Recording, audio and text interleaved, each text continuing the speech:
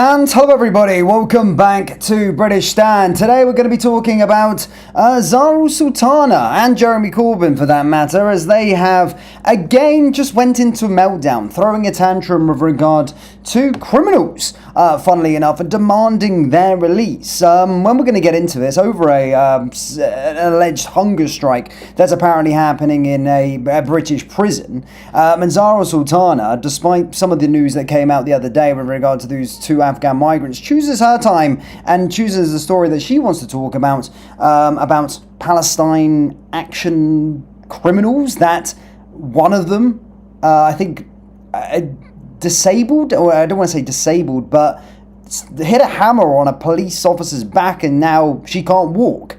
And yeah, they're currently being held there right now, and she is demanding their release just because they are on hunger strike. We're going to get into this footage, a lot of community notes to go through as the whole sort of story collapses and their whole sort of narrative collapses. But as always, guys, please do hit the like button and hit the subscribe button for more. Just a quick one, guys, before we get into today's video. We have released our brand new t-shirts. Do shop the collection by going down into the link in the description or heading over to BritishStand.com. Thank you, and let's get into the video.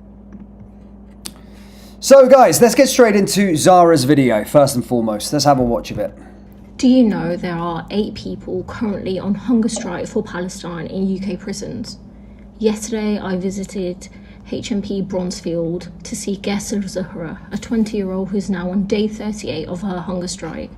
Her health has seriously deteriorated, yet she shows extraordinary courage and determination. Zara and 7 others are part of the largest coordinated hunger strike since Irish prisoners in 1981. 5 of them have already been hospitalised and there's been hardly any mainstream media coverage. Many have been held on remand beyond the 6-month legal limit, so they must be granted immediate bail. Their other demands include the right to a fair trial and full respect of their rights whilst in detention, especially access to medical care. And they are also calling for the de-proscription of Palestine action. This is unfolding while a Labour government abolishes jury trials, a cornerstone of our legal system, and handpicks judges to oversee judicial review cases like that of Palestine actions. Our civil liberties are eroded and our right to protest is being undermined. So this is a pivotal moment. Please contact your MP and ask them to speak up for the hunger strikers and their demands. Their lives and our principles of justice are at stake. Now, we've got a few things here with regard to this, right? No one's forcing them to go onto a hunger strike, right? You know, exactly. No one's forcing them to do a hunger strike. Now, Palestine Action are a proscribed terrorist organisation because they broke into an RAF base and, of course, started spray painting and damaging aircrafts. They were prescribed as a terrorist organisation because of the actions that they do. It's not because that they went to go and protest at all. It's nothing to do with them protesting. They're not peaceful protesters. They go around vandalizing things and breaking into military bases first and foremost. And now they're making out as if these people have done absolutely nothing wrong here. Now, again, I'm not, by the way, just to add there, I'm not on the side of the Labour government when it comes to abolishing jury trials whatsoever. I don't agree with that. But in terms of this story, it's certainly flawed. And we're seeing a lot. We're hearing from Jeremy Corbyn. We're hearing from other MPs as well as her here. So Louis, she also went to say, Louis is a diabetic hunger striker, is being moved between prisons again. Last time his insulin and needles were taken from him, a life-threatening act of negligence. His loved ones are terrified it will happen again. David Lammy must guarantee Louis access to essential medical treatment. The first hunger strikers began their protests 39 days ago. Keir Starmer's Labour government, the same government enabling and defending a genocide in Gaza, has still offered no response, no accountability and no action. Shame on them. And let be clear, all prisoners for Palestine are being held on remand without trial. This abuse of due process must end. They must be granted immediate bail now. Now, the same thing here is what we're seeing, right? They're all saying 8 people were dying in British prisons. Literally, we're in the 2nd month of indefinite hunger strike. They're not criminals. They literally they're told exactly what they do. They're being charged with aggravated burglary, criminal damage, and violent disorder after breaking into an Elbit Systems UK facility. At the break-in, a police officer's back was fractured with a sledgehammer while she was on the floor. You may have heard that story, by the way, and this certainly is not nothing, right? So, again, and I'm not standing up for the police whatsoever here, and do you know what I mean? I'm not saying like that they get everything right. I think there is a clear two-tier policing, but come on, I mean we can't actually say where things are actually actually criminal. Aggravated burglary, criminal damage, and violent disorder, and one of them fracturing a police officer's back with a sledgehammer. And now they're saying that they're not criminals. Like come on. Here again, look, Zara Sultana was talking about this lady here on December 9th as well. She got community noted. So Quasir Zara, with 6 others, is being charged of aggravated burglary, criminal damage, and violent disorder after breaking into the Elbit system in UK. At the break-in, police officer's back was fractured with a sledgehammer while she was on the floor. A police sergeant was left unable to drive, shower, dress herself after a Palestine Action activist allegedly hit her with a sledgehammer during a break-in at an Israeli defense firm's UK site. Like, I'm not being funny here, but like, how are these people not criminals? I seriously don't understand it. Now, they're talking about these individuals, and Jeremy Corbyn comes on now as well, saying that there's a mainstream media blackout. Like, it's a hunger strike, right? You know, they're not being starved. It's not like they're being starved by the police, are they? They're not being starved by the prison guards. They're choosing not to eat.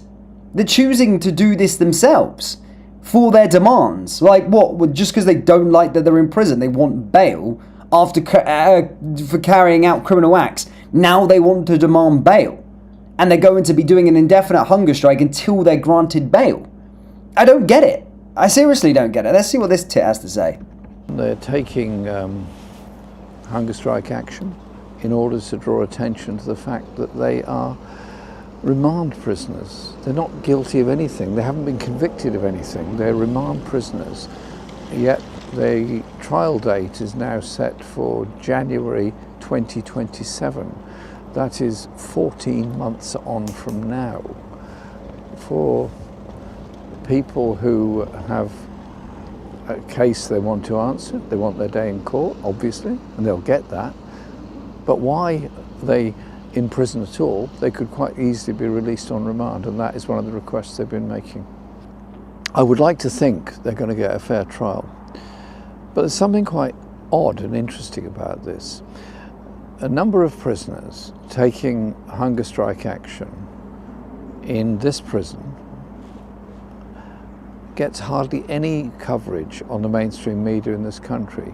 Now, what has happened to the principle of fearless investigative reporting by the British media? Why can't they report this case? Why can't they make a comment about the unusual nature of being held all this time on remand with apparently little prospect that will be released ahead of the trial date, which, as I said, is 14 months away? What's happened to our media? If a prisoner is on remand, then normally they're treated very differently to a convicted prisoner. Well, they're for a proscribed terrorist organisation. That's probably why. And again, they're making out as they did nothing here. One of the individuals at the break-in hit a police officer while she was on the floor, smashed her back with a sledgehammer. Smashed her back with a sledgehammer. Like, I know we want to like try and talk, and I don't know, we're all fans of the police and the justice system, but in this case, like, what else more do you want to do in this case? I've been very vocal on the way that the British justice system is and the way that it does act, but in this circumstance, I just don't understand it. And them saying, like, Zara Sultana coming out and saying that they've done nothing wrong. Like, what have they not done nothing wrong? They weren't they weren't just on the streets protesting, were they? Let's be honest, they weren't, because we see Palestine protests all of the time, or at least we did before the conflict, and I think they're still going, actually. We've seen them happen every single day. They're not all in jail. They're not in jail for protesting whatsoever. They're not in jail for that. But she's making out as if they are. They're in jail just simply for protesting, and that's it. But this is the reality here, ladies and gentlemen. Charged with aggravated burglary, criminal damage, and violent disorder. Whilst also being a part of a prescribed terrorist organisation by the United Kingdom. And at the breaking, I need to repeat it again, a police officer's back was fractured with a sledgehammer while she was on the floor. Yeah, interesting. Very, very interesting indeed. But guys, let's get into the live chat. I'm interested to hear what people are thinking with regard to Zara Sultana. And may I just add, by the way, with regard to Zara, is that she uses she uses her platform to do anything, to speak about anything anti-British. It's always about foreign affairs with Zara Sultana, constantly. It's never actually about anything to do with Britain. It's always something to do with her sort of band of protesters that are trying to, fight for things that are happening overseas. She never talks once about Britain unless it's trying to make the place a communist state. She never spoke about the 2 Afghan small boat migrants that literally just got charged and sentenced for the rape of a teenager. She doesn't speak about that. That happened on the same day. She picks and chooses her battle, by the way. Mental. Crazy. The system is screwed over. Jail is for a reason. Protesting is not. The invaders get away with murder. We have to change it, man. I hate her, evil little mutt. Look, listen.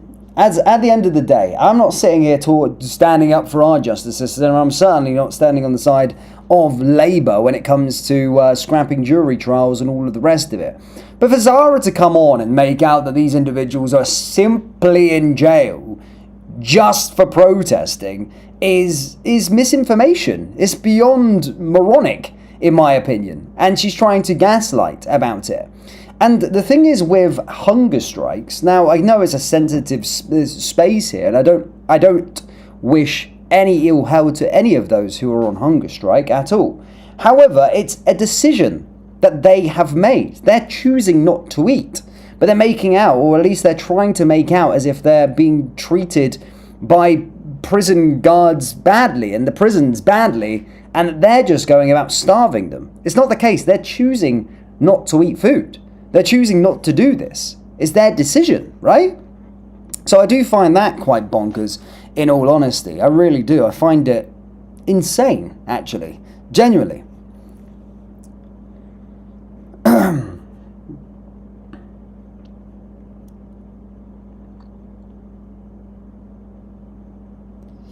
All of them wealthy, poxy little rich kids larping at being MPs.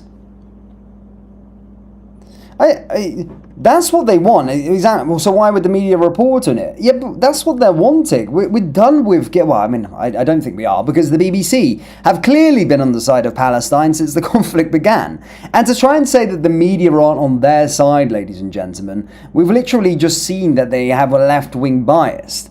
But I don't think the BBC are that dumb, that crazy to go out there and demand that these individuals be released when they've clearly committed a crime. That would just be kind of condoning an attack on a police officer, aggravated burglary, and all of the other stuff, violent disorder that comes with it. She'll be throwing the racist card soon. Be like Poland. Poland is based. Poland's a great place. Crazy.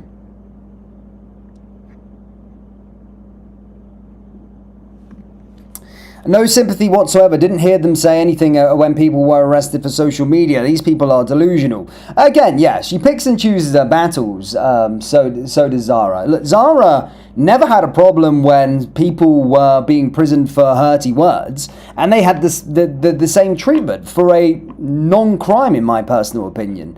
Writing words on social media and not inciting violence is actually not a crime, really, and that's why there has been huge backlash with regard to it. That's why America were trying to get involved in speaking out about it.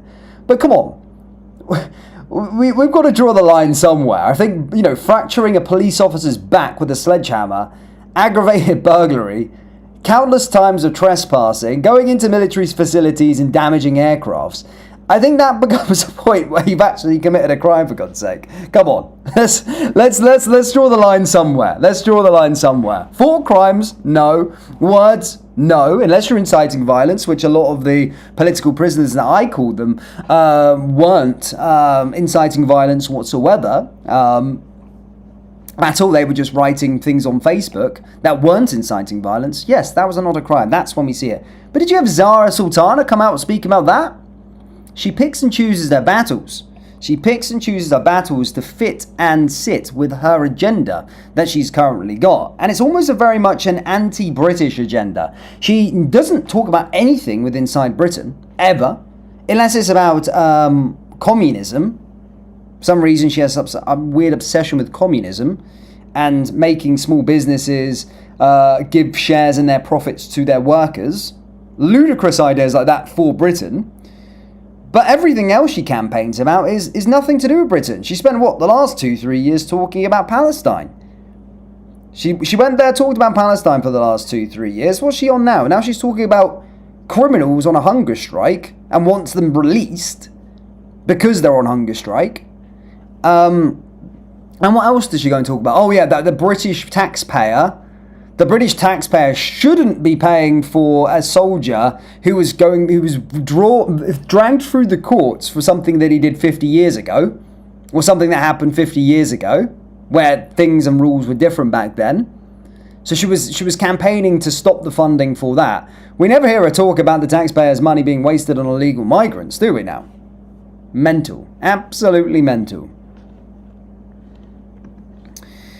Corbyn, Lucy Connolly and poorly Peter Lynch didn't get a fair trial. Where were you then? Exactly.